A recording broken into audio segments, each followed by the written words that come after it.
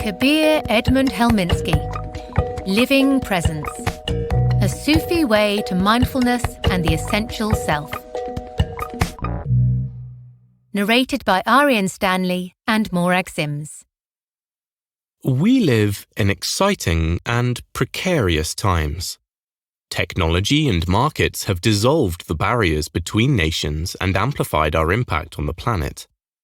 Our fates are converging, and yet our understanding of life's meaning remains fractured. As our power grows, so does our neuroticism, shame, and alienation. We're in dire need of guidance. Fortunately, the ancient tradition of Islamic mysticism, known as Sufism, can help.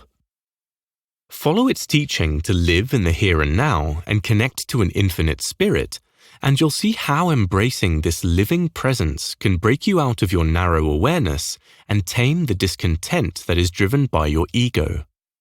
Discover the guide that has been within you all along.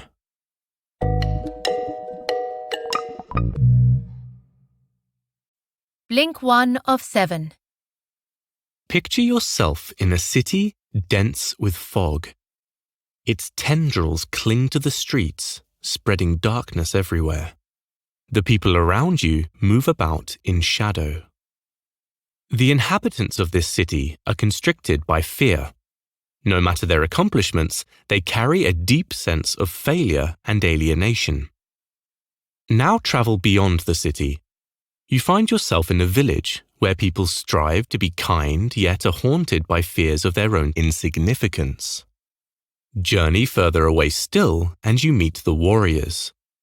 The warriors have conquered their fears through the realization that life is divine.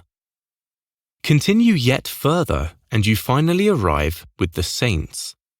The saints have not only realized that life is divine, but they also live every moment with the awareness of this knowledge. They surrender themselves to the all-present divinity. The key message here is, Sufism is a practice of Islam that strives to experience a reality of divine interconnection. To a Sufi, this imagined journey from alienation to surrender to the divine isn't simply a spiritual one. It isn't just a metaphysical aspiration. It's a journey to fully embrace physical reality. In Sufism, all things, and living things in particular, share an essence or infinite spirit. The spirit creates, connects, and transforms them. So, in this way, all things are both individual phenomena and manifestations of the infinite spirit.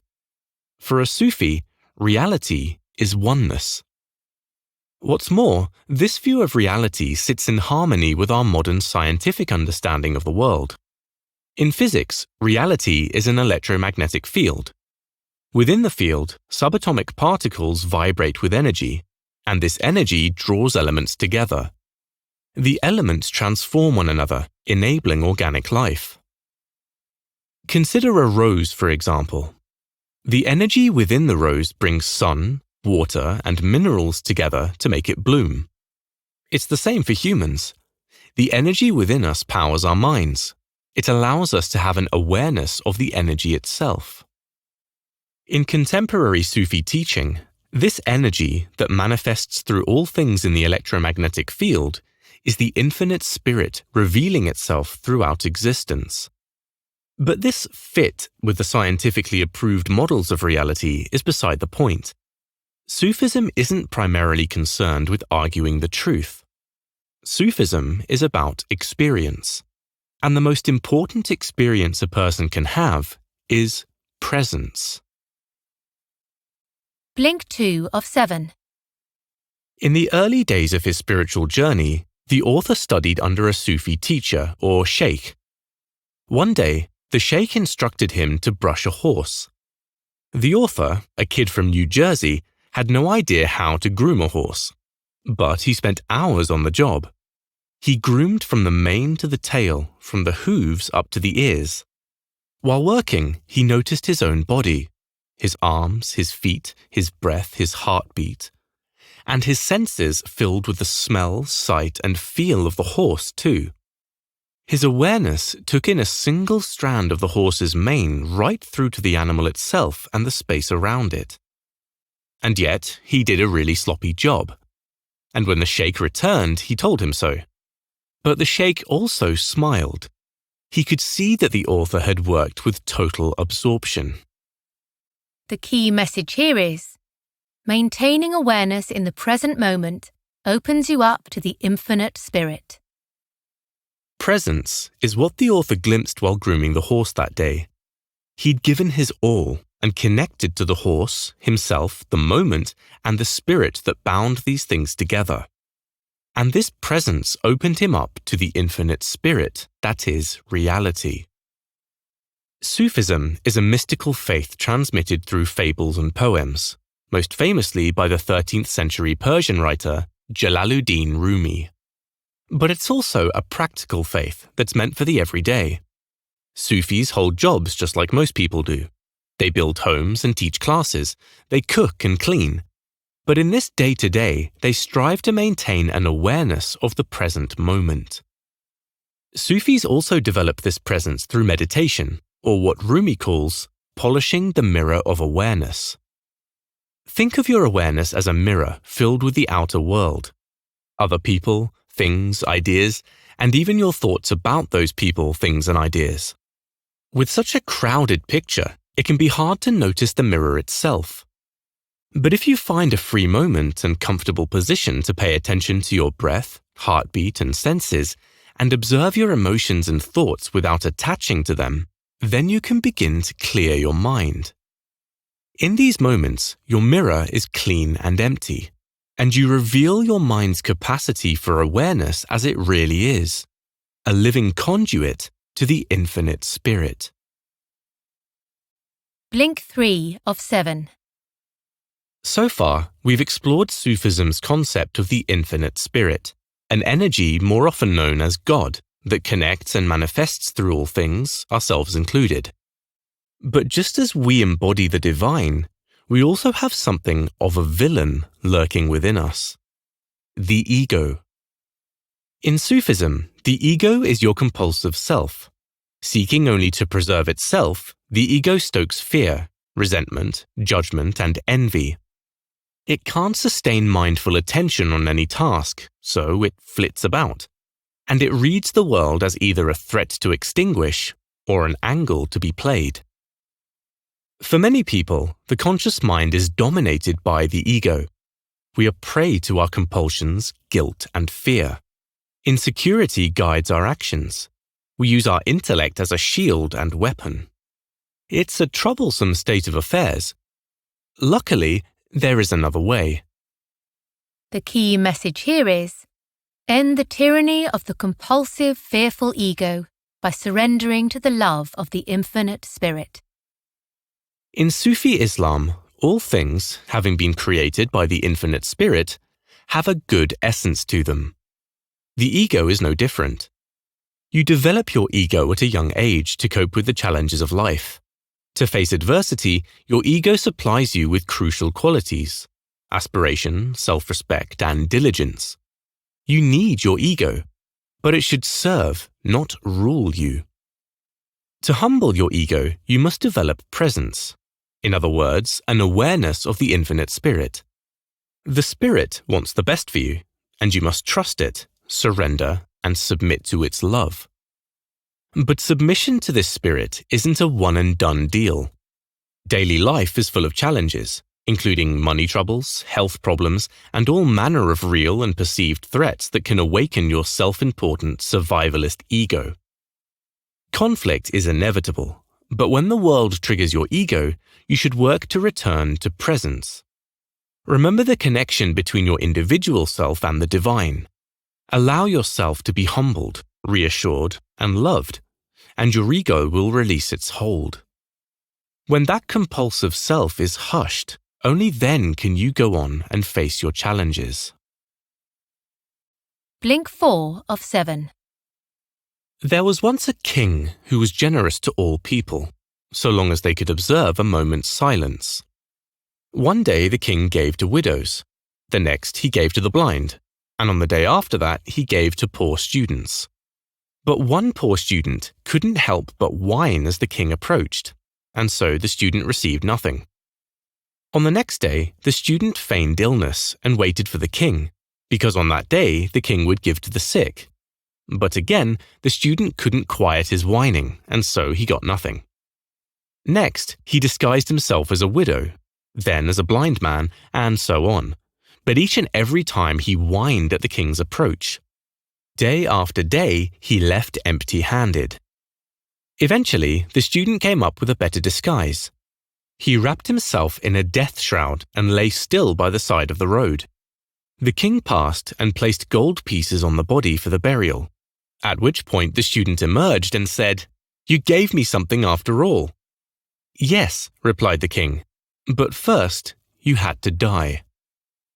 The key message here is, suffering is an opportunity to transform yourself and the world around you. In this parable, even though the student suffered in ways that were real, he also suffered from a resentment that the world wasn't as his ego demanded. To receive the king's grace, he first had to release the disappointments of his ego. Human suffering is much the same. To answer it, you must first overcome the imaginary suffering of your ego. You can do this by admitting your limits and facing the world as it is. From here, you can see how you have to change in order to change your circumstances. Consider some of the great change agents of recent history: Martin Luther King Jr., Mahatma Gandhi, and Malcolm X. Each expressed deep humility. They humbled themselves to history, to the urgency of their cause, and to their own humanity. This humility was their strength. Not only did it draw people to them, but it allowed them to become part of the transformation they sought in the world. By developing presence, you too can defeat your imagined sufferings and effect real change. What's more, as you're about to find out, you'll absorb the love of the Spirit. Blink 5 of 7. There was once a poor man who loved God and would spend his days beneath a tree in a park, whispering, "Oh God, God, God." One day, a stranger passed and laughed at the poor man. "God's not answering you," the stranger said. These words cut the poor man to the quick. He felt alone, and he wept and wept until he raised his eyes and beheld an angel. "Brother," the angel said, "the Lord wants you to know that your calling him is his answer to you." At first glance, these words seem to reveal an indifference of the universe to loneliness and need. But the truth is precisely the opposite. The angel's words reveal the love of the universe. The key message here is, when you're in love with the infinite spirit, you realize your unity with it. To unpack the story of the poor man in the park, take a moment to consider how love works. Love begins as attraction. Someone catches your eye. You see something in that person that others miss. If you're lucky, she sees something special in you too. The attraction becomes a sort of gravitational pull, and you're drawn to each other. But it's not enough to simply look. Love demands that you get to know each other, that you share yourselves with each other. In the greatest moments, your boundaries dissolve and you both feel as though you are one. You feel truly alive. Love of the infinite spirit is the same. As you go about your life, certain moments will arrest you. You sense that there's something more. Past the veil of perception, you glimpse an essence and are drawn to it. Just as the Spirit created you, it loves you back. And as with love between people, simply observing the Spirit isn't enough. You long to devote yourself and to realize yourself in relation to it, to belong to it. In the greatest moments, the boundaries between you and the Spirit dissolve into unity. But what does this mean, to unify with the infinite Spirit? When you join the Spirit, your love for this world and its people grows. You become able to love yourself, not in the vain and uneasy manner of your ego, but with true kindness, generosity, and patience. Blink 6 of 7. A master of Balinese dance once described his experience of performance. The dancers gather on stage and the audience gives its attention. This attention becomes like a ball of energy held between the audience and the dancers. The dancers then begin to dance. Through both their skill, which is the result of countless hours of mindful work, and their commitment to the moment, which is a form of presence, the dancers manipulate the ball of energy. It grows larger. It changes shape. Qualities appear and disappear. Excitement, calm, sorrow, joy, but always the energy is returned to the audience and back to the dancers. The dance isn't for one or the other. To claim it would interrupt the flow of energy. Instead, the dance is an offering to the world. The key message here is, when you reflect the spirit in each moment, you're able to channel its creative energy. Do you remember from a previous blink that energy is the capacity to make things happen? Energy within seemingly inert matter, such as a plank of wood in a stage, allows that plank to hold together in resistance to entropy. Energy enables the feet of the dancers to move upon that wooden stage. Energy within the audience members allows them to focus their attention. And energy allows the dancers to sense that attention and respond with performance. Energy is within everyone. It's a property of the electromagnetic field of existence. It's a creative force that everyone can channel, just as the Balinese dancers do. But in channeling this creative energy, there are a few things to keep in mind. First, while the energy is within you, you don't possess it. It possesses you. The greatest hope in art is to clear the channel and express the energy. Second, craft and skill matter. You have to put in the work of learning your art in order to polish the mirror of awareness and reflect the creative force. Third, while you may become a master of craft, you can't claim the qualities of the creative energy as your own, because that would allow your ego to interrupt the circuit and stop the current. Finally, art that's created without love is lifeless, because it fails to reflect the spirit's love of creation. Channel the creative force of the universe by first loving the task of creation. Blink 7 of 7. Presence for Sufis is a practice of mindfulness that reveals the reality beyond the veil of appearances and the chattering of the ego. That reality is the loving energy of the infinite spirit, or God. When you join the spirit, you lower the barriers between yourself and the world, and your love grows. You become both more sensitive to the needs around you and more eager and able to respond. This includes being able to respond to the needs of other people, other creatures, and the environment. But sometimes connecting to the infinite spirit to better serve others is easier said than done. The key message here is, awareness of the infinite spirit inspires service to others. Often, when you choose to pay attention to the obvious needs around you, it can feel scary. You may fear that if you let the problems of the world in, the hunger, the violence, the environmental degradation, you'll drown in them. This fear is the ego protecting itself. The desperate cries of protest within you indicate that you're refusing something greater and unknown. But have faith. To love the spirit is to love the truth. And as when you humble yourself to reality, you can accept grace and find the strength to become heroic. Of course, the ego isn't easily quieted. It can resurge, infiltrate, and commandeer your acts of service. So how can you tell whether you're serving others as an act of the spirit or an act of the ego? First, remember that everyone is interconnected.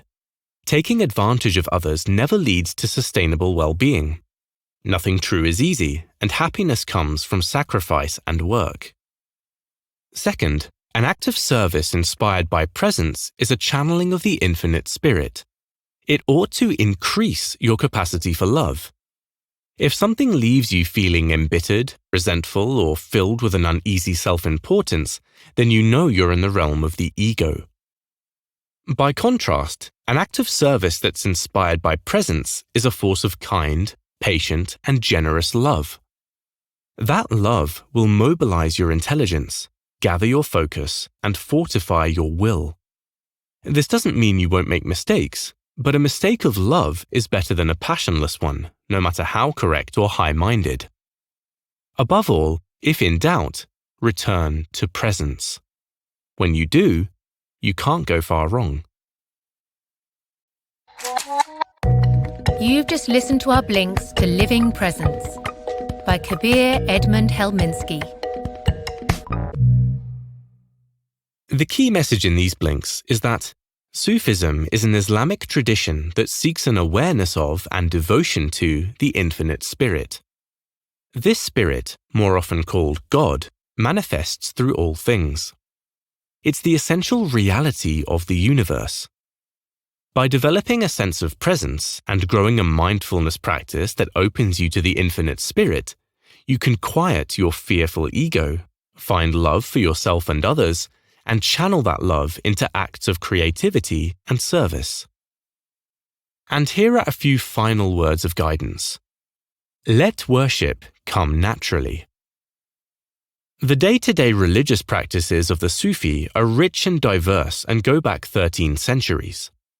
Perhaps you've heard of the whirling dervishes, for example, Sufis who turn on their feet as a form of prayer. But Sufism isn't rigid in its rituals. Sufis believe that right action, including the worship of God, flows from presence. Developing presence in daily life and meditation, surrendering yourself to love, and serving others are all acts of sincere devotion or worship. And what is worship if not recognizing reality through selflessness?